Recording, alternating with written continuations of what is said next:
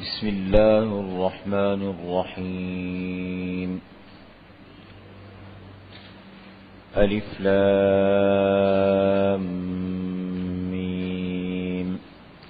ذلك الكتاب لا ريب فيه هدى للمتقين الذين يؤمنون بالغيب ويقيمون الصلاة ومما رزقناهم ينفقون والذين يؤمنون بما أنزل إليك وما أنزل من قبلك وبالآخرة هم يوقنون أولئك على هدى من ربهم وأولئك هم المفلحون. إن الذين كفروا سواء عليهم أأنذرتهم أم لم تنذرهم لا يؤمنون. ختم الله على قلوبهم وعلى سمعهم وعلى أبصارهم غشاوة ولهم عذاب عظيم.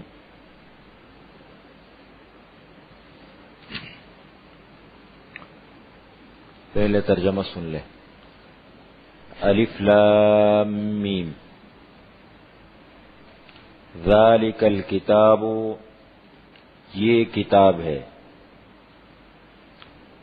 لا ریب فیہ، اس میں کوئی شک نہیں. ہدن للمتقین، ہدایت ہے پرہیزگاروں کے لیے. الذین یؤمنون بالغیب، جو ایمان لاتے ہیں غیب پر. ویقیمون الصلاۃ، اور قائم کرتے ہیں نماز. ومما رزقناہم ینفقون، اور اس چیز میں سے جو ہم نے ان کو دی ہے خرچ کرتے ہیں. والذین یؤمنون بما انزل الیک وما انزل من قبلک، اور جو ایمان لاتے ہیں اس چیز پر جو اتاری گئی ہے تیری طرف اور جو اتاری گئی ہے تجھ سے پہلے. وبالآخرۃ ہم یوقنون، اور آخرت پر وہ یقین رکھتے ہیں. اولئک علی ھدی من ربہم، یہ لوگ ہیں اپنے رب کی طرف سے ہدایت پر. وَأُولَئِكَ هُمُ الْمُفْلِحُونَ، اور یہی لوگ ہیں مراد پانے والے، فلاح پانے والے. ان الذین کفروا، بے شک وہ لوگ جو کافر ہیں. سواء علیہم، ان کے حق میں برابر ہے. اَأَنذَرْتَهُمْ أَمْ لَمْ تُنذِرْهُمْ، آیا آپ ان کو ڈرائیں یا نہ ڈرائیں. لا یؤمنون، وہ ایمان نہیں لائیں گے. ختم اللہ علی قلوبہم، اللہ تعالیٰ نے مہر لگا دی ان کے دلوں پر. وعلی سمعہم، اور ان کے کانوں پر. وعلی ابصارہم غشاوۃ، اور ان کی آنکھوں پر پردہ ہے. وَلَهُمْ عَذَابٌ عَظِيمٌ، اور ان کے لیے بڑا عذاب ہے، بڑا عذاب ہوگا. دونوں ترجمے. سب سے پہلی بات دیکھیں، سورہ فاتحہ کے اندر اللہ تعالیٰ نے اپنے بندے کو درخواست دینے کا، درخواست پیش کرنے کا طریقہ سمجھایا. اللہ کی تعریف کرو، درخواست رکھی. اہدنا الصراط المستقیم، اے اللہ سیدھا راستہ ہمیں بتا دے، سیدھے راستے کی طرف ہماری رہنمائی فرما دے. درخواست دی ہدایت کی، سیدھے راستے کی. اللہ تعالیٰ اس کا جواب دے رہے. یہ اس کا جواب ہے. درخواست قبول ہو گئی. الف لام میم. ذالک الکتاب، یہ کتاب ہے. لا ریب فیہ، شک و شبے سے پاک ہے.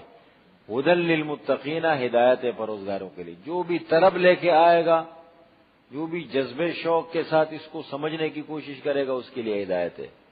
اب یہ ہدایت دعا درخواست پیش کی تھی، یہ اس درخواست کا جواب ہے. ایک تو ایک بات تو یہ ہو گئی، الف لام میم کے متعلق کا بات ہوئی تھی. ذالکا اس میں اشارہ ہے، بعید کے لیے استعمال ہوتا ہے، دور کے لیے، مذکر کے لیے. ذالکا وہ، اصل معنی اس کا بنتا ہے وہ. تو قرآن کریم تو سامنے ہے، ذالکا کا اشارہ کیوں لائے؟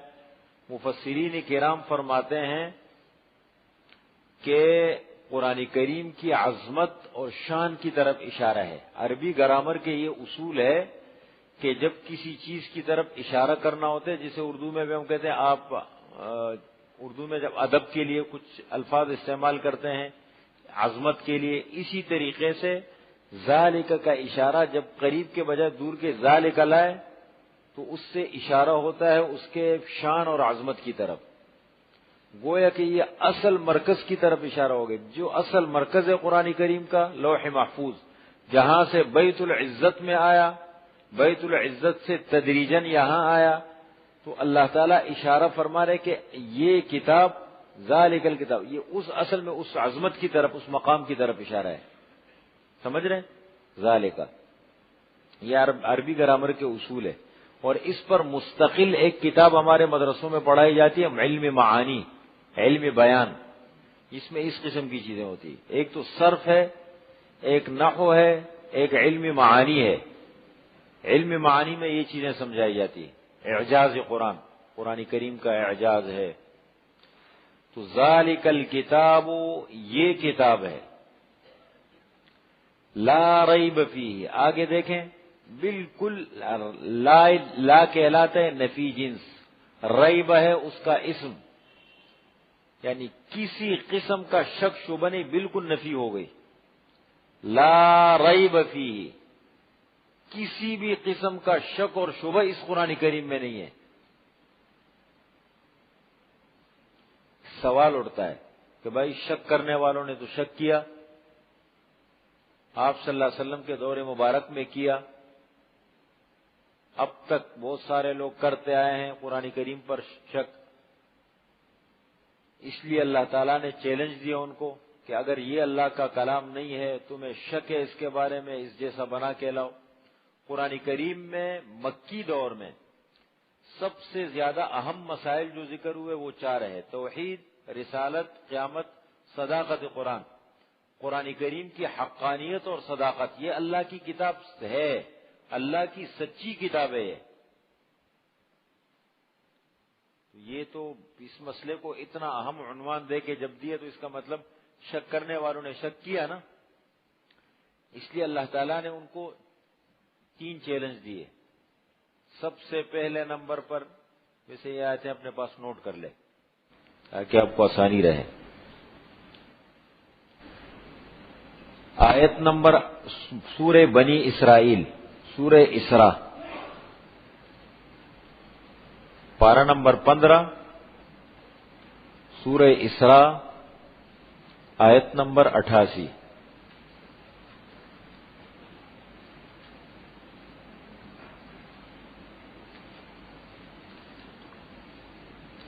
قل،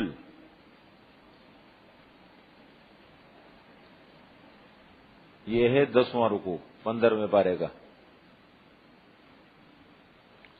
قل، اے محمد صلی اللہ علیہ وسلم آپ کہہ دیجئے، لئن اجتمعت الانس والجن، اگر جمع ہو جائیں سارے انسان اور جنات اس بات پر، علی ان یأتوا بمثل ھذا القرآن، اس قرآن کریم کا مثل لانا چاہے، اس قرآن کریم کا مثل، اس جیسی کتاب بنانا چاہے، لا یأتون بمثلہ. بس یہ آیت نوٹ کر لو، اس میں دیر ہو جائے. صفحہ نمبر تو اس میں الگ ہے. بنی اسرائیل، پارہ نمبر 15، رکوع 10واں.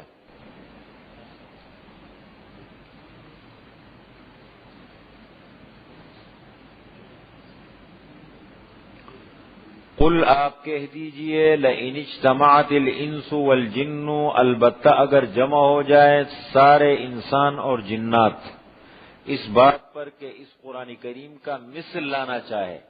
اس قرآن کریم جیسا بنانا چاہیں تو لا یأتون بمثلہ نہیں لا سکتے اس قرآن جیسا، ولو کان بعضهم لبعض ظہیرا، سارے ایک دوسرے کے لیے مددگار بن جائے، ایک دوسرے کے لیے مددگار بن جائے۔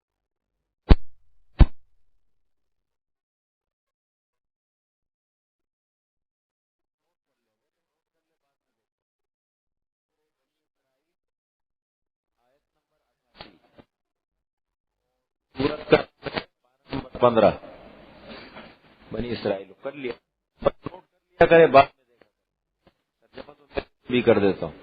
اب نکالیں پارہ نمبر 12 کا بالکل شروع، سورہ ہود آیت نمبر 13۔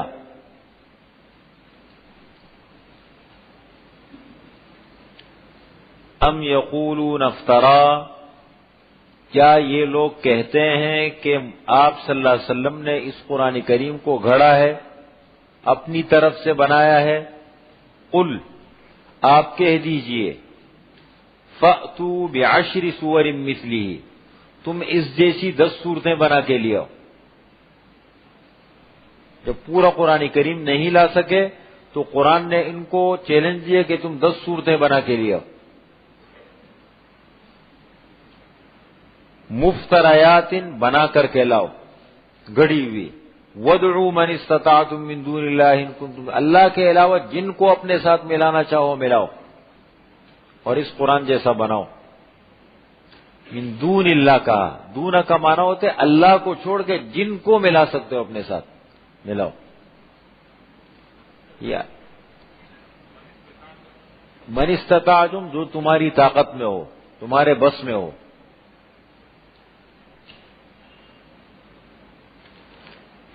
اب سورہ بقرہ کا آیت نمبر نکالے 23۔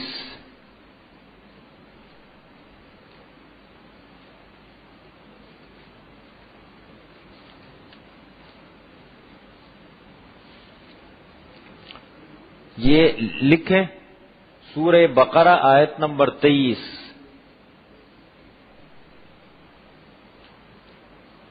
لکھیں سورہ بقرہ آیت نمبر 23 اور سورہ یونس آیت نمبر 38۔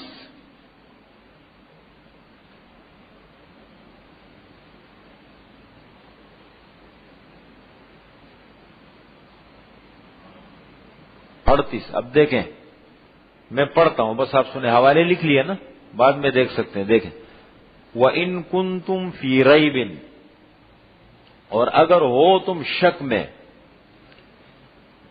اس چیز کے بارے میں جو ہم نے اتاری ہے اپنے بندے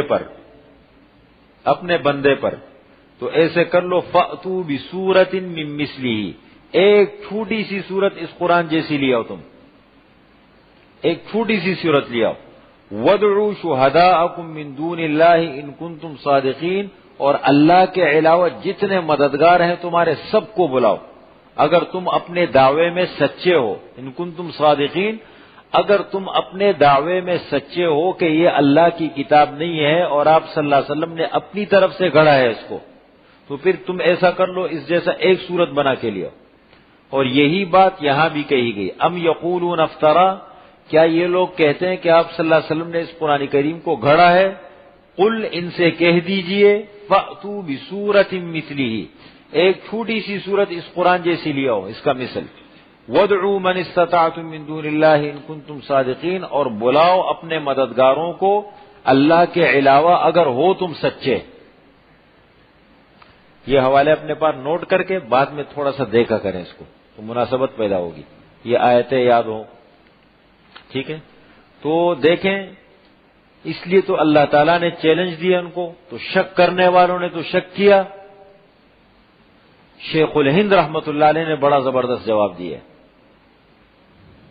قرآن کریم کا سب سے پہلا اردو ترجمہ لکھا ہے شاہ رفیع الدین رحمت اللہ علیہ نے، شاہ ولی اللہ کے بیٹے ہیں، محدث دہلوی، لفظی ترجمہ لکھا۔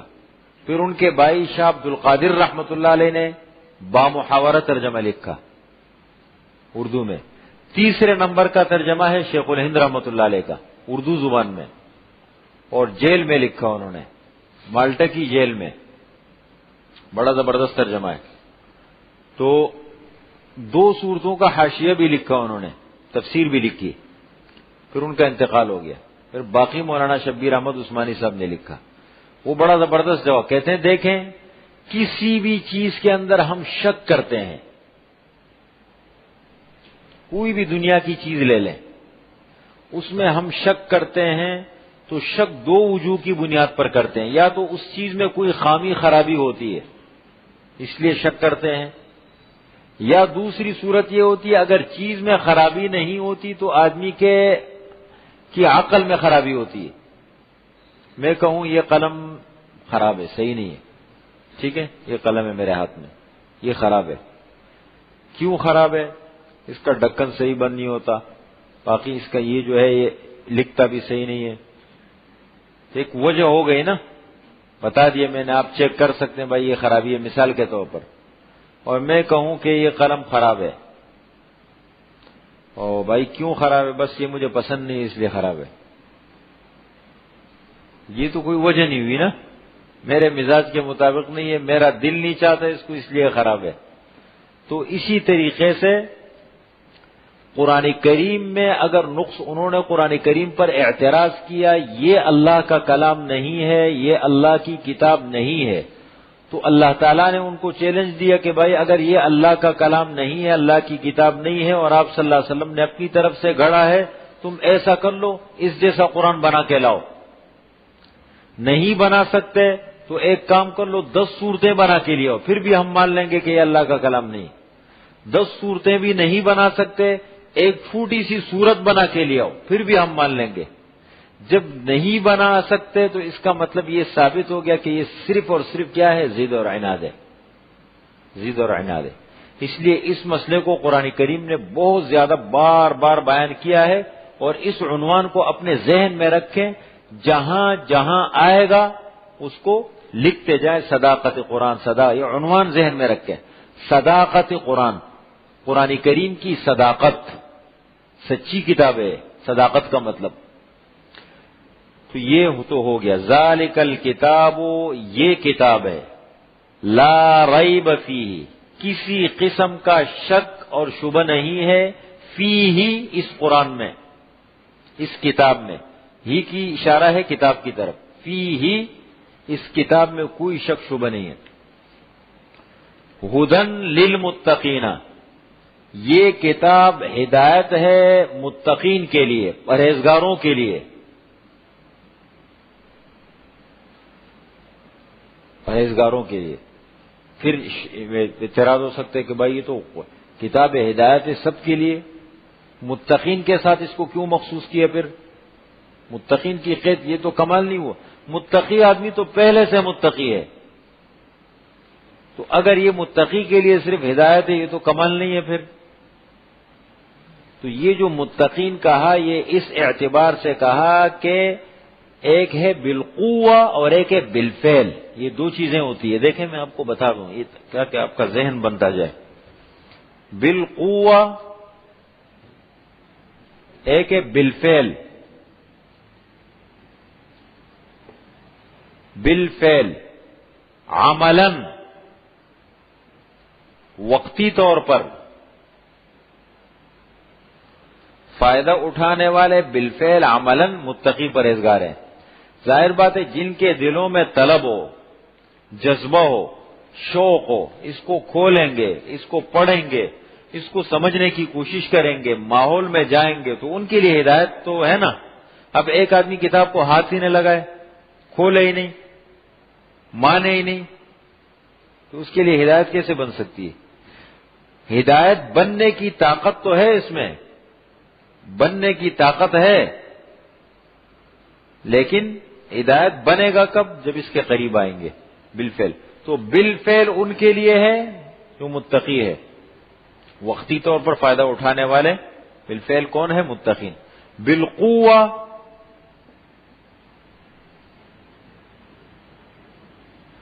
بالقوہ یعنی انجام کے اعتبار سے سب کے لیے، بالقوہ کے مطلب یہ ہے کہ یہ طاقت اس کتاب میں ہے کہ جو اس کے قریب جو بھی آئے گا اس کے لیے ہدایت بن جائے.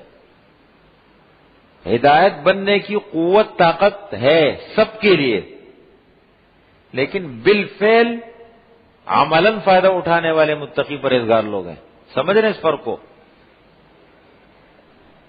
آپ کسی کو کہیں یار چلو درس میں چلتے ہیں، قرآن کریم میں یار 1 گھنٹہ نکالتے ہیں، سنیں گے قرآن کریم کو، پڑھیں گے، اچھا ہے. وہ کہہ رہے میرے پاس ٹائم نہیں ہے، مصروف ہوں.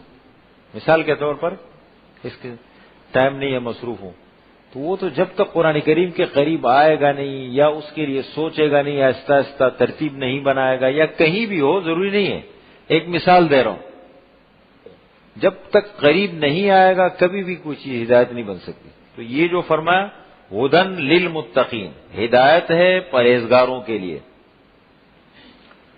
اب متقین کا کیا مطلب ہے؟ یہ متقین کی تفسیر تو قرآن کریم نے خود بیان کی ہے. دیکھیں یہ کتاب ہے، کسی قسم کا شک شبہ نہیں ہے، ہدایت ہے پرہیزگاروں کے لیے. اب اس کتاب کے بارے میں لوگ 3 قسم کے حصوں میں بٹ گئے دنیا میں، یعنی ساری انسانیت 3 قسم کے حصوں میں بٹ گئی. نمبر 1 وہ لوگ ہیں جنہوں نے اس کو دل و جان سے تسلیم کر لیا کہ یہ اللہ کی کتاب ہے، اللہ نے میری ہدایت کے لیے اتاری ہے، اس کو پڑھنا ہے، سمجھنا ہے، اس پر عمل کرنا ہے. سب سے پہلے 5 آیت میں ان کا ذکر کیا.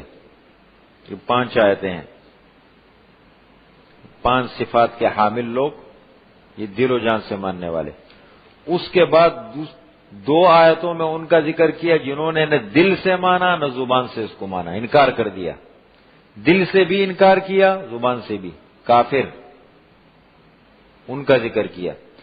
پھر اگلی 13 آیتوں میں مکمل رکوع میں ان کا ذکر کیا جنہوں نے زبان سے، ویسے خطرناک ہے، جنہوں نے دل سے نہیں مانا اور زبان سے مانا. سمجھ رہے ہیں؟ یہ 13 آیتوں میں ان کا ذکر ہے. 9 آیتوں میں اللہ تعالیٰ نے ان کی خرابیاں ذکر کی ہے. یہ خطرناک طبقہ ہے، اس کو سب سے تفصیل کے ساتھ ذکر کیا، تفصیل آئے گی. اور پھر 2 آیتوں، تقریباً 4 آیتوں میں ان کی مثالیں بیان فرمائی ہے، 2 مثالیں دی ہے. یہ 2 رکوع کا پورا خلاصہ ہے. اب دیکھیں ہدن للمتقین، ان الفاظ کو سمجھے. تقوی تو ہم کرتے ہیں لیکن مطلب معلوم نہیں ہوتا.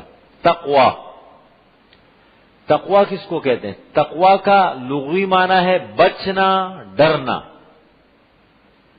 کیا معنی؟ بچنا، ڈرنا، اللہ تعالیٰ کی نافرمانی سے ڈرنا اور اللہ تعالیٰ کے عذاب سے بچنا، یہ تقوی ہے. قرآن کریم میں سب سے بڑے قاری صحابہ کرام کی جماعت میں وہ حضرت ابی ابن کعب ہے. سب سے بڑے مفسر کا تو میں نے ذکر کیا تھا نا، حضرت عبداللہ ابن مسعود سمجھے جاتے ہیں. اور سب سے بڑے قرآن کریم کے قاری حضرت ابی ابن کعب ہے، جن سے آپ صلی اللہ علیہ وسلم فرماتے تھے کہ ابی قرآن پڑھو مجھ پہ.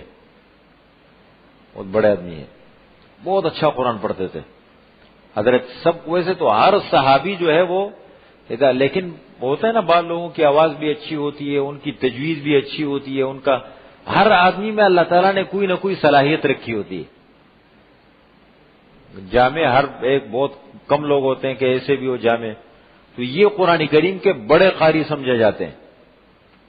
ان سے حضرت عمر رضی اللہ تعالی عنہ نے پوچھا ابی ابن کعب سے کہ ابی یہ بتاؤ، قرآن کریم میں جو بار بار تقوی کا ذکر ہوتا ہے، اللہ تعالیٰ تقوی کے بارے میں فرماتے ہیں، اس کے صفات ہے، تو یہ تقوی کا کیا مطلب ہے؟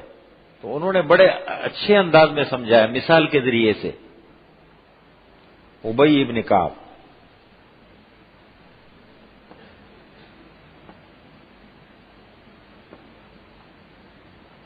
ان الفاظ کو نوٹ کر لیا کرو، یہ ہمارے ابھی سے سمجھ میں آنا شروع ہو جائے، ذخیرہ جمع ہو جائے. فرمایا کہ ابی یہ بتاؤ یہ تقوی کا کیا مطلب ہے؟ فرمایا کہ امیر المؤمنین کبھی ایسے راستے سے آپ کا گزر ہوا ہے کہ جہاں ہر طرف کانٹے پڑے ہوں، کانٹے ہوں ہر طرف بکھرے ہوئے، اور آپ وہاں سے گزرے تو اما سلکت طریقا ذا شوک، کانٹوں والے راستے سے گزرے ہیں کبھی؟ فرمایا کہ بالکل گزرا ہوں۔ آپ جب وہاں سے گزر رہے تھے آپ نے کیا کیا، یا آپ گزرتے ہیں تو کیا کرتے ہیں؟ فرمایا شمرت واجتہدت، میں نے اپنے کپڑوں کو سمیٹا اور بڑی احتیاط کے ساتھ وہاں سے گزرا۔ کرتے ہیں نا آدمی کی خود بخود جیسے کانٹے آتے ہیں تو آدمی خود بخود غیر شعوری تو فوراً جو ہے وہ کپڑوں کو سمیٹ لیتا ہے۔ شمرت واجتہدت، تو فرمایا کہ فذالک التقوی، یہی تقوی کا معنی ہے۔ تقوی کا معنی یہی ہے کہ اس دنیا میں خواہشات کے کانٹے ہیں، اور اسی طریقے سے مثال کے طور پر شیطان ہے، نفس ہے، دنیا کا ماحول ہے، ساری چیزیں دیکھیں انسان کو اپنی طرف کھینچ رہی ہے، اور ایسے وقت میں انسان مطلب یہ ہے کہ وہ کہے کہ نہیں، اللہ کا حکم کیا ہے اس کے مطابق چلنا ہے، یہ تقوی ہے۔ یہ خواہشات ایسی عجیب چیز ہے نا کہ اس کی انتہا نہیں ہوتی، آدمی کی خواہش پوری کبھی نہیں ہوتی کسی چیز میں۔ میں ایک دوست کے پاس صدر میں دوست تھے، دکان میں گئی، انہوں نے پکڑ لے گئے چائے پیتے، تو میں بیٹھ گیا، یہ چشمہ بنوا، تو ویسے میں وہ آدمی اس میں جا کے ایک شیشے کو دیکھ رہا ہوں، یہ فریم ہے، یہ فریم ہے، یہ فریم ہے، یہ فریم دیکھ رہا ہوں۔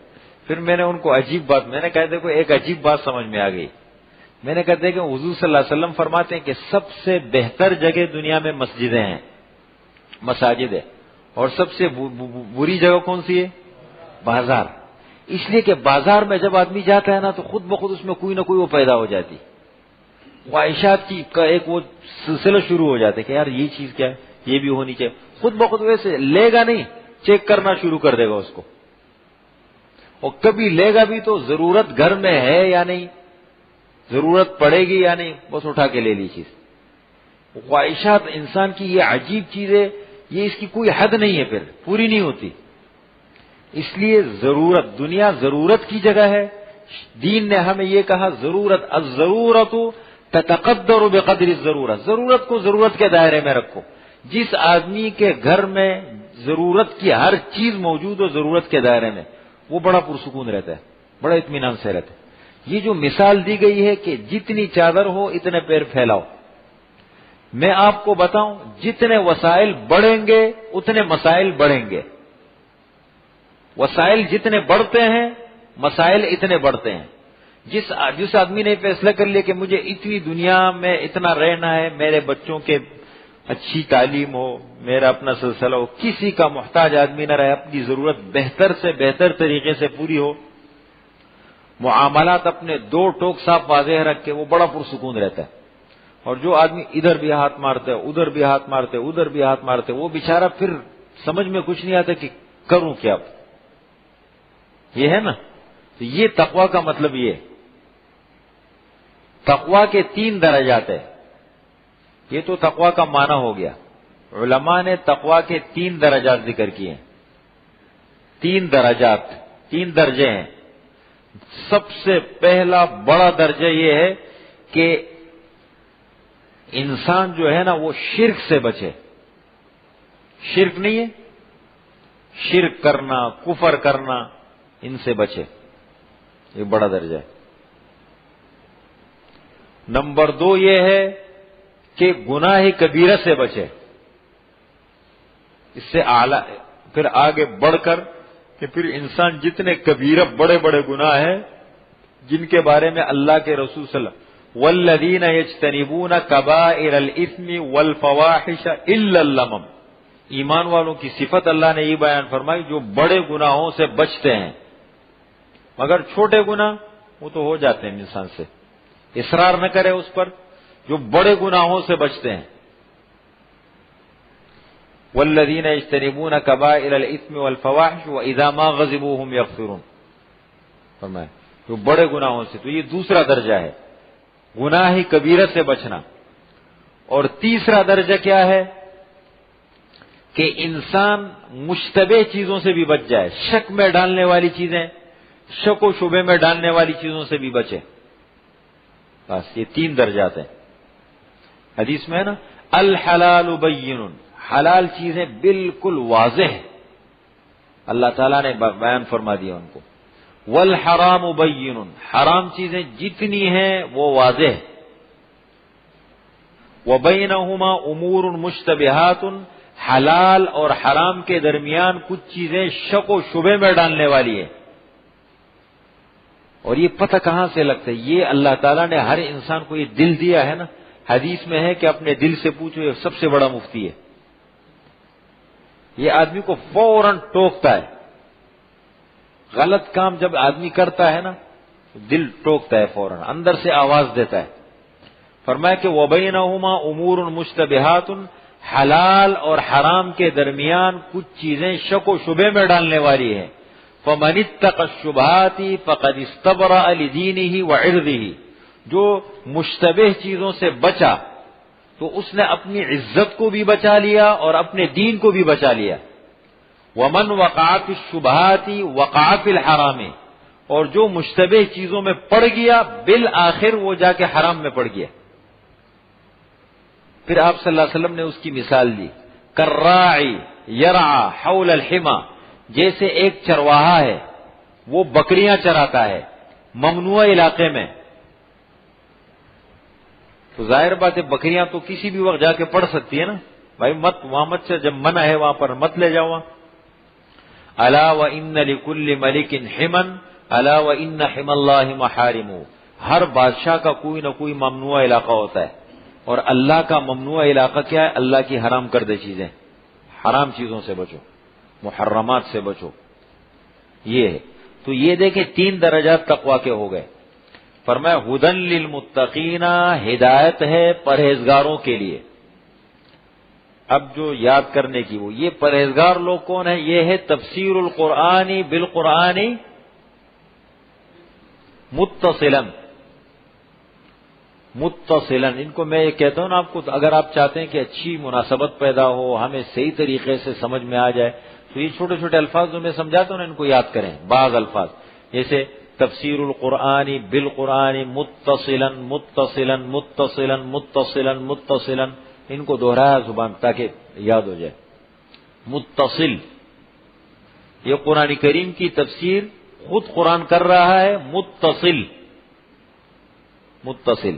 دیکھیں نمبر 1، یہ متقین کون لوگ ہیں؟ 5 صفات اللہ تعالیٰ نے ذکر کی.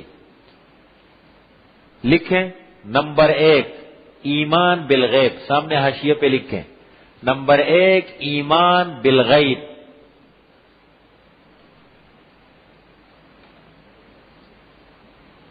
نمبر 2 اقامت الصلاۃ.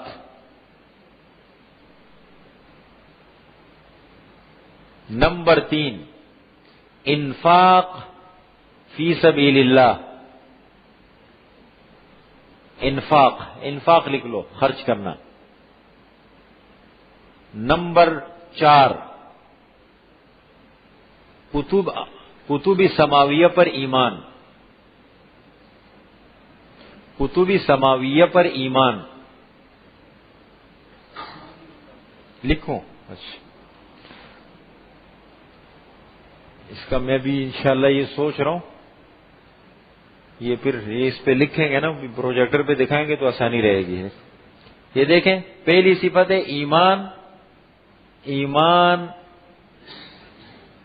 بالغیب. ایمان بالغیب کا مطلب غیب پر ایمان. دوسری صفت ہے، اردو میں لکھ لینا کیا حرج ہے، نماز قائم کرنا. غیب پر ایمان، نماز قائم کرنا. نمبر 3 خرچ کرنا. ہاں نہیں مال نہیں ہے، ابھی میں تفصیل بتاتا ہوں. خرچ کرنا. نمبر 4 آسمانی کتابوں پر ایمان. اور نمبر 5 آخرت پر یقین. یہ 5 صفات ہے، اس کو تو یاد کریں بالکل. متقین کے صفات قرآن نے بیان کیے.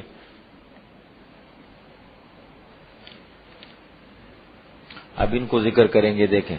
نمبر 1 الذین یؤمنون بالغیب، اب آپ وہاں لکھیں ھدی للمتقین، متقین کون ہیں بریکٹ میں لکھیں، الذین، الذین کے میں نے نیچے لکھیں جو یؤمنون ایمان رکھتے ہیں، بالغیب غیب پر، پہلی صفت غیب پر ایمان رکھتے ہیں۔ ایمان معتبر ہی وہ ہے جو غیب ہو۔ کون سا ایمان معتبر ہے اللہ کے ہاں؟ ایمان بالغیب۔ ایک آدمی کہیں کہ میں جنت کو دیکھوں میں پھر ایمان لاؤں گا، میں فرشتوں کو دیکھوں گا پھر فرشتوں کو مانوں گا، میں مثال کے طور پر جو ہے وہ برزخ کی زندگی کو دیکھوں گا پھر ایمان لاؤں گا، یہ ایمان قابل قبول نہیں ہے۔ ایمان بالغیب معتبر ہے۔ مسلمان مکلف ہے ایمان بالغیب کا۔ ہم نے فرشتوں کو نہیں دیکھا، اللہ تعالیٰ کو نہیں دیکھا، جنت کو نہیں دیکھا، دوزخ کو نہیں دیکھا، پلسرات کو نہیں دیکھا، حشر نشر کو نہیں دیکھا، برزخ کی زندگی کو نہیں دیکھا، یہ ساری چیزوں کو ہم نے، اور بھی بہت ساری چیزیں ہیں ان کو نہیں دیکھا، لیکن ہمارا ایمان ہے۔ اب جتنا ایمان مضبوط ہوگا غیب پر اتنا ہے ایمان بڑھتا جائے گا، سمجھ رہے ہیں؟ یہ ایمان بالغیب ہے۔ تو الذین یؤمنون بالغیب، جو ایمان لاتے ہیں غیب پر۔ نمبر 2 وَيُقِيمُونَ الصَّلَاةَ، اور قائم کرتے ہیں نماز۔ بڑی عجیب بات ہے، کیا لفظ استعمال فرمایا؟ قائم کرتے ہیں نماز۔ دیکھیں پورے قرآن کریم میں آپ نماز کا ذکر دیکھیں، صراحت کے ساتھ 109 جگہ لفظ یہ لفظ آیا ہے تقریباً، اس قسم کا لفظ 109۔ نماز قائم کرتے ہیں، یا مسلمان نماز قائم کرو، اس قسم کے الفاظ ہیں نماز سے متعلق۔ تو یہ لفظ اللہ تعالیٰ نے یہ لفظ نہیں استعمال فرمایا کہ جو نماز پڑھتے ہیں، یہ نہیں فرمایا۔ اس لیے آپ کہیں بھی اردو تراجم میں دیکھیں، اردو ترجمہ کن کے پاس ہے؟ کیا لکھا ہے؟ کیا لکھا ہے؟ نماز پڑھتے ہیں، مزیدار ترجمہ نہیں ہے۔ یہ کن کا ہے ترجمہ؟ کن کا؟ ویسے اصول کے مطابق ہے نا،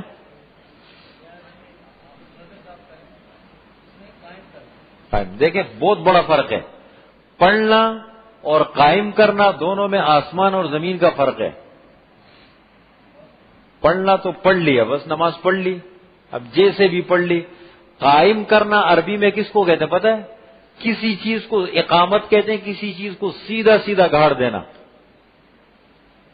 بالکل سیدھا کھڑا کرنا کسی چیز کو، اس کا معنی اقامت۔ اس لیے آپ جتنی بھی بڑی تفسیریں دیکھیں گے، جو معتبر ترین تفاسیر بڑی بڑی ہمارے بہت پہلے کے بزرگوں نے لکھی ہے، تو وہ جب اس کا ذکر کرتے ہیں کہتے ہیں نماز قائم کرتے ہیں فرائض، واجبات، سنت، ایک ایک چیز کا خیال رکھتے ہوئے، اس لیے کہ اقامت کا معنی اس کے بغیر پورا نہیں ہو سکتا۔ جب تک نماز کے اندر 14 فرائض ہے ان کا خیال نہیں رکھیں گے، 14 واجبات ہیں ان کا خیال نہیں رکھیں گے، کیا کیا چیزیں سنت ہے، کیا مستحب ہے، پورا طریقہ دے کے آپ صلی اللہ علیہ وسلم نے امت کو نماز کا پورا طریقہ سمجھا دیا عملاً۔ اللہ نے حکم دیا، آپ صلی اللہ علیہ وسلم نے آ کے عملاً سمجھایا، اور کیا فرمایا؟ صلو کما رأیتمونی اصلی، بھائی نماز ایسی پڑھو جس طریقے سے میں، ہاں کما رأیتمونی مجھے دیکھا ہے، میں نے کر کے دکھایا ہے، اسی طریقے سے نماز پڑھو۔ یہ اس لیے یہ مستقل ایک عنوان ہے، احادیث میں اس میں ذکر ہے، آپ صلی اللہ علیہ وسلم نے تو بڑی اس کی وہ وضاحتیں فرمائی۔ قرب قیامت میں فرماتے ہیں کہ سب سے قیامت کی جب وہ ہے نا، سب سے پہلے جو چیز اٹھے گی وہ ہے نماز کا خشوع اور خضوع۔ سب سے پہلے نماز کا خشوع اور خضوع اٹھا لیا جائے گا۔ ان تدخل جامع المسجد فلا ترى فيه رجلا خاشعا، آپ جامع مسجد میں داخل ہوں گے، خشوع اور خضوع کے ساتھ ایک بھی نماز پڑھنے والا نہیں ہوگا۔ ایک وقت ایسا بھی آئے گا، یعنی نمازی ہوں گے لیکن خضوع کے ساتھ نماز پڑھنے والا ایک بھی نہیں ہوگا. دیکھیں نا کتنی کمزوریاں ہوتی ہیں. میں آپ کو تھوڑا سا سمجھا دوں. یا تو ظاہری طریقہ ہمارا ٹھیک ہے. دیکھیں نماز میں دو چیزیں ہیں, ایک پڑھنا ہے, ایک کچھ کرنا ہے. دو چیزوں کا نام ہے نماز. تو ان کرنے میں بھی طریقہ صحیح ہونا. رکوع کا کیا طریقہ ہے, طریقہ ہوتا ہے اس کا, ساری چیزوں کا وہ کرنا ہے. اب مثال کے طور پر کہتے ہیں سجدے میں دونوں پیر پیچھے اٹھا لیے, یا مثال کے طور پر دیکھیں نماز کے اندر یہ بہت ضروری چیزیں ہیں. میں تو کہتا ہوں امت کو نماز سمجھاؤ. الحمدللہ ہمارے محلے میں جوانوں کو ہم نے بہت سمجھایا, لیکن غفلت اتنی ہے. میرا ایک اصول ہے, میں بچوں کو بڑا چیک کرتا ہوں. نماز سمجھائی, ایک ایک چیز یاد کرائی, ان کو یہ بھی معلوم ہے کہ قیام کیا ہے, رکوع کیا ہے, قوم کیا ہے, سب پکا یاد ہے. لیکن جب آ کے کھڑے ہوتے ہیں پڑھتے اسی طرح ہے. پھر تو میں ان کو کبھی کبھی پکڑتا ہوں. میں کہتا ہوں آپ تو طریقہ سیکھ چکے ہیں, آپ کو تو چاہیے آپ دوسروں کو سکھاؤ, آپ کیوں ایسا کرتے ہیں؟ لیکن وہ انسان کا ایک مزاج بن جاتا ہے نا ماحول میں, غفلت. اب دیکھیں مثال کے طور پر آپ نے دیکھا ہوگا نماز میں بہت سارے لوگ نماز پڑھتے ہیں, رکوع کر لیا سیدھے, حالانکہ رکوع کے بعد قوما کھڑا ہونا یہ واجب ہے اطمینان کے ساتھ. دو سجدوں کے درمیان اطمینان سے بیٹھنا یہ واجب ہے. یہ بہت ساری چیزیں ہیں. اسی طریقے سے نماز میں دوڑتے ہوئے آتے ہیں, جب امام صاحب کو رکوع میں پاتے ہیں, یہ منع ہے, دوڑنا نہیں چاہیے. آئے اب اللہ اکبر, یہ اللہ اکبر کھڑے ہو کر کہنا, اللہ اکبر کہنا فرض, کھڑے ہو کر کہنا فرض. کتنے فرض ہو گئے؟ دو. لیکن اگر ایک آدمی آیا, کرتے ہیں عام طور پر یا نہیں, تو قیام تو گئے آپ کا. ہاں, بھاگنا بھی منع ہے. بھائی اگر دیر ہو گئی آپ اطمینان کے ساتھ آئیں, شریک ہو جائیں نماز میں. یہ بڑی کمزوریاں ہیں. اس لیے ابھی ہمارے ہاں ایک سلسلہ دوبارہ پھر شروع کر رہے ہیں الگ سے. ہفتے میں ایک دن یا کچھ ایسا اس کے لیے رکھیں گے نماز. جب میرا دل چاہتا ہے کہ کبھی کبھی یہ جو ہمارے سبق ہوتے ہیں نا, اس میں ہفتے میں ایک دن 10 منٹ نکالیں, تھوڑا تھوڑا سبق دے دیا کریں. یہ نہ سمجھے کہ مجھے آتی ہے. یہ جو ہمارے مسلمانوں کا ذہن بن گیا اس نے بڑا خراب کر دیا. اگر ہمیں آتے, جیسے مثال کے طور پر میں آپ کو ایک عجیب بات بتاؤں. اب میں پڑھا رہا ہوں, اب بعد اس قسم کے الفاظ آ گئے کہ کسی ساتھی کو پہلے سے اچھی طریقے سے آتے ہیں, وہ اس کو معلوم ہے, سب اچھی طرح معلوم ہے. تو وہ بیچارہ جو ہے نا وہ یہ سمجھے گا کہ یہ تو میں پڑھ چکا ہوں, یہ تو مجھے آتا ہے, اس میں اتنا ٹائم کیوں لگا رہے. بھائی آپ نہیں ہو نا, سب ہے نا. اجتماعی ذہن بناؤ, امت کے مفاد کو سوچو, مسلمانوں کے مفاد کو سوچو. یہ نہیں کہ بس مجھے آتا ہے تو بس باقی جائے. یہ ایک ذہن بن گیا ہے, ہونا نہیں چاہیے. ہمیشہ امت کے لیے قربانی دو. اجتماعیت کے لیے جو قربانی دے گا اللہ تعالیٰ علم وہابی نصیب فرمائیں گے. علم وہابی اسی کو کہتے ہیں. سمجھ رہے ہیں, اس کے بڑے برکات ہوتے ہیں. ہمیشہ یہ سوچا کرو کہ ہمارے وجود سے دوسرے پھر خود سیکھیں. تو یہ تھوڑی ہے کہ بس مجھے آ گیا بس میری جان چھوٹ گئی. ہماری ذمہ داری ہے کہ ہم دوسروں کو بتائیں. یہ ذہن ہے نہیں, اس لیے ایک مستقل عنوان ہے, اس پہ بڑا ٹائم لگے گا. لیکن اتنی بات آپ کو سمجھا دوں کہ یقیمون کا لفظ قرآن نے استعمال کیا ہے, یا اقیم الصلاۃ وآتوا الزکاۃ, نماز قائم کرو, یہ الفاظ قرآن نے استعمال فرمائے. ان الفاظ میں غور و فکر کرو کہ اللہ کیا الفاظ استعمال فرما رہے ہیں. الذین یؤمنون بالغیب, جو ایمان لاتے ہیں غیب پر, وَيُقِيمُونَ الصَّلَاةَ, اور قائم کرتے ہیں نماز. نمبر 3, وَمِمَّا, یہ مما اصل میں ہے من ما, کیا لفظ ہے؟ من میم نون زیر من, پھر آگے ما, اس سے بنا ہے من ما. وَمِمَّا اصل میں ہے, اور اس چیز میں سے, ما جو, و کے معنی اور, من کے معنی سے, ما کے معنی جو, اور اس چیز میں سے ما رزقناہم, جو ہم نے ان کو دی ہے. رزقنا کے معنی دینا، رزق، اس میں صرف رزق کا معنی نہیں ہوتا بلکہ رزقنا کا معنی دینے کے بھی آتے ہیں، اور رزق بھی مراد ہوتا ہے اس سے دیا ہے۔ ينفقون خرچ کرتے ہیں، آپ کو بڑی بڑی تمام تفسیروں میں ملے گا۔ وَمِمَّا رَزَقْنَاهُمْ يُنْفِقُونَ میں آدمی کا ذہن اس طرف جاتا ہے کہ شاید اس میں صرف مراد جس کو اللہ نے مال دیا ہے وہی ہے، بس نہیں، جس آدمی کو اللہ تعالیٰ نے جو بھی کمال دیا ہے، فائدے کی چیز دی ہے، اور اس کے ذریعے سے دوسروں کو، انسانوں کو، مسلمانوں کو فائدہ پہنچ سکتا ہے، اللہ کی مخلوق کو، اللہ کی مخلوق کو فائدہ پہنچانا، وہ سب اس میں داخل ہے۔ ایک آدمی کو اللہ تعالیٰ نے قرآن کریم کی نعمت دی ہے اور وہ مسلمانوں کو قرآن کی تعلیم دے رہا ہے، وہ بھی اس میں داخل ہے۔ ایک آدمی کو اللہ تعالیٰ نے علم کی نعمت دی ہے اور وہ لوگوں کو سکھا رہا ہے، وہ بھی اس میں داخل ہے۔ ایک آدمی کو اللہ تعالیٰ نے مال دیا ہے اور وہ اللہ کے راستے میں خرچ کر رہا ہے، وہ بھی اس میں داخل ہے۔ ایک آدمی کو اللہ تعالیٰ نے طاقت دی ہے اور اس طاقت کے ذریعے سے دوسروں کو فائدہ پہنچا رہا ہے، وہ بھی اس میں داخل ہے۔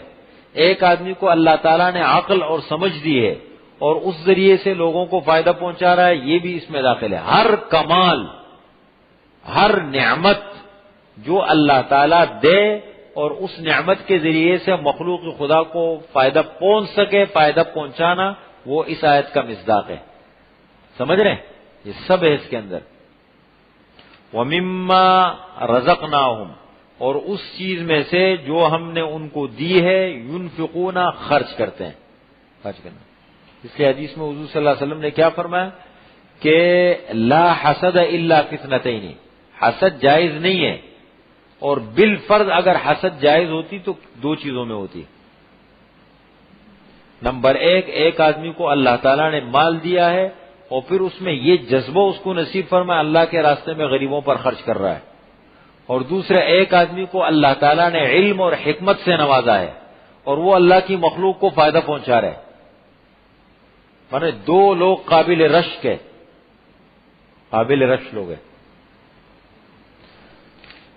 نمبر 4 والذین یؤمنون بما انزل الیک وما انزل من قبلک، اور وہ لوگ، وہ کے نیچے لکھا اور، بریکٹ میں لکھا لوگ، وہ لوگ، اور بریکٹ میں لکھا اور، بریکٹ میں لکھا وہ لوگ، الذین جو، یؤمنون ایمان لاتے ہیں، بما انزل الیک اس چیز پر جو اتاری گئی ہے تیری طرف،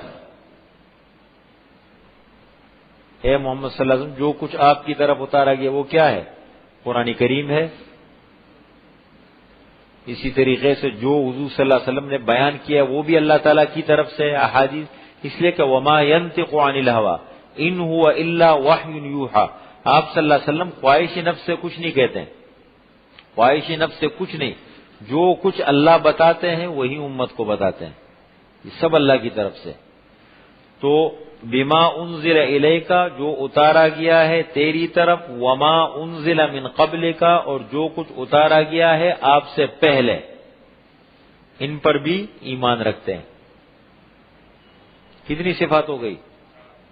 نمبر 5 وبالآخرۃ هم یوقنون، اور آخرت پر یقین رکھتے ہیں، آخرت پر مضبوط یقین ایمان کا حصہ ہے۔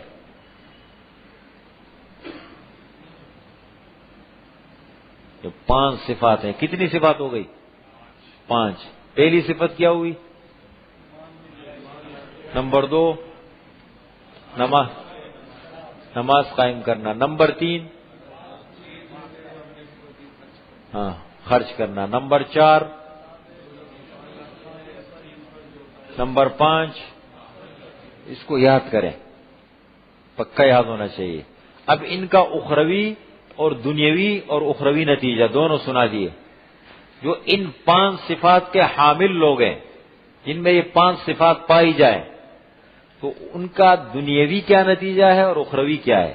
دنیا کا نتیجہ سنا دیا، اولئک علی ھدی من ربہم، دنیا میں یہ لوگ اپنے رب کی طرف سے ہدایت پر ہیں، ہدایت کا پروانہ مل گیا، یہ لوگ ہیں ہدایت یافتہ، اولئک یہ لوگ، علی ھدی ہدایت پر ہیں اپنے رب کی طرف سے۔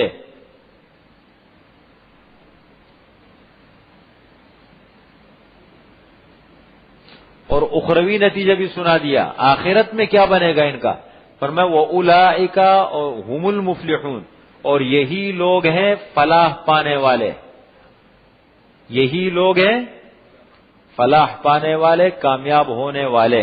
دیکھیں آپ کو ایک چھوٹا سا نقطہ سمجھا دوں تاکہ مناسبت پیدا ہو۔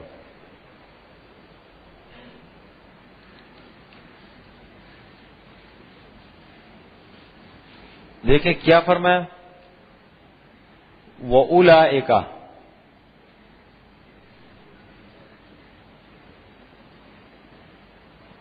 یہ فرمانا ابھی جو ہم نے شروع میں پڑھا تھا ذَلِكَ الْكِتَابُ، یہ اولئک ذالک کی جمع ہے۔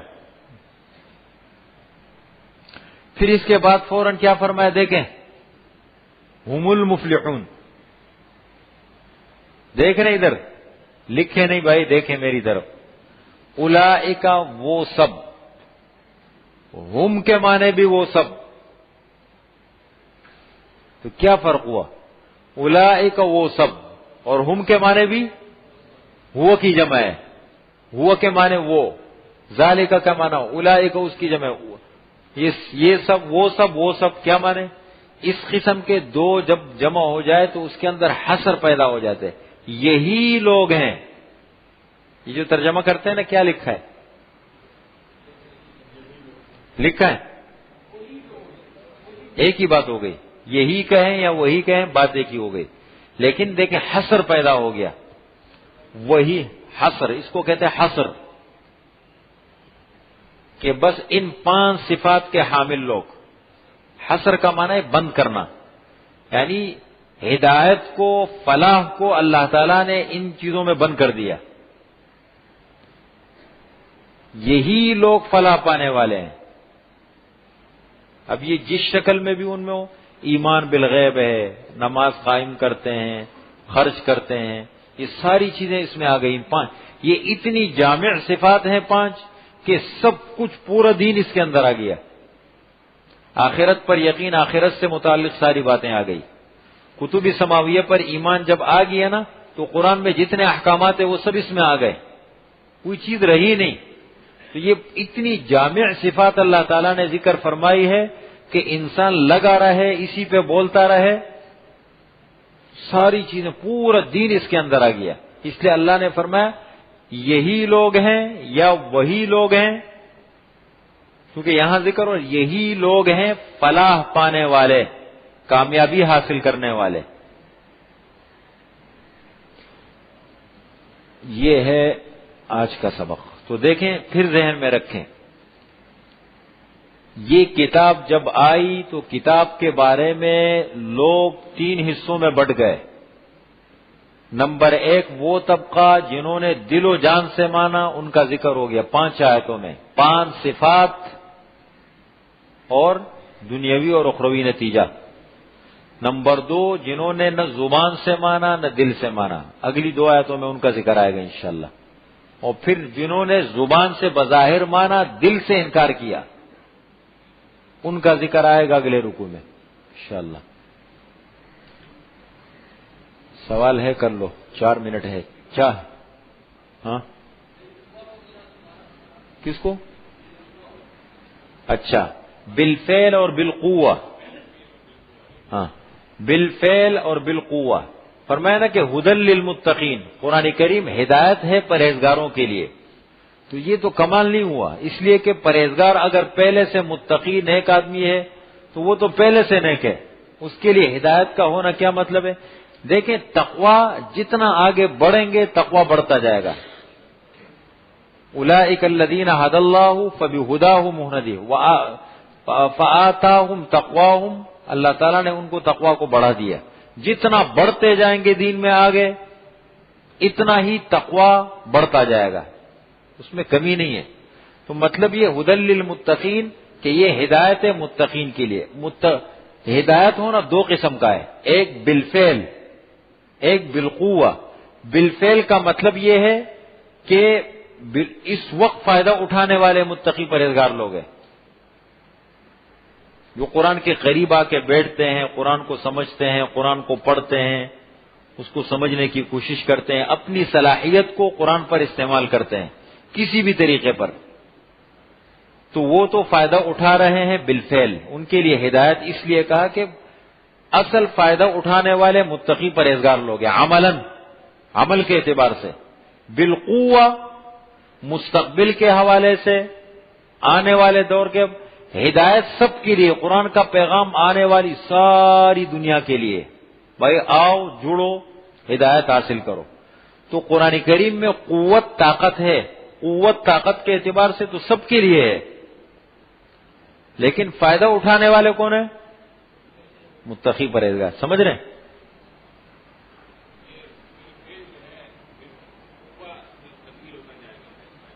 نہیں بالقوت کے درجے سے، جو بالقوت کے درجے سے نکل چکے ہیں. یہ تو بالفعل کا مطلب جو کر رہے ہیں. ایک آدمی ہے، ہاں بالفعل پہلے کا ہے. بالفعل کا مطلب یہ ہے کہ جو کر رہے ہیں اس وقت. آپ بالفعل ہے. آپ دیکھیں قرآن کے سامنے آگے بیٹھ گئے، قرآن آپ کے لیے ہدایت ہے. اب آپ اس کو سمجھنے کی کوشش کریں، اس پہ غور و فکر کریں. اس سے پہلے جب قرآن کے قریب نہیں آئے تھے بالقوت ہے. اب ہدایت تھی آپ کے لیے لیکن آپ اس کے قریب نہیں آئے تھے. بالقوت کا مطلب یہ ہے کہ قرآن کریم میں طاقت قوت ہے کہ یہ سب کو فائدہ دے. قرآن میں تو ہے لیکن اب یہ انسان کے اوپر ہے کہ انسان اس کے قریب آتا ہے یا نہیں. ہاں تو یہ اس کے اندر یہ ساری چیزیں آ گئی. جب آپ نے کہہ دیا والذین یؤمنون بما انزل الیک وما انزل من قبلک، جو آسمانی کتابوں پر ایمان رکھتے ہیں، پھر اسی طریقے سے یہ ساری چیزیں آپ کو کس نے پہنچائی؟ انہوں نے، ہے نا.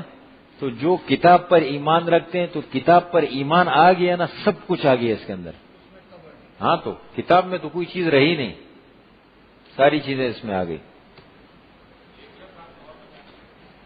الحمد للہ رب العالمین والصلاة والسلام على خیر خلقہ محمد وآلہ واصحابہ اجمعین. ربنا ظلمنا انفسنا وإن لم تغفر لنا وترحمنا لنكونن من الخاسرين. ربنا آتنا في الدنيا حسنة وفي الآخرة حسنة وقنا عذاب النار. سبحان ربك رب العزة عما يصفون وسلام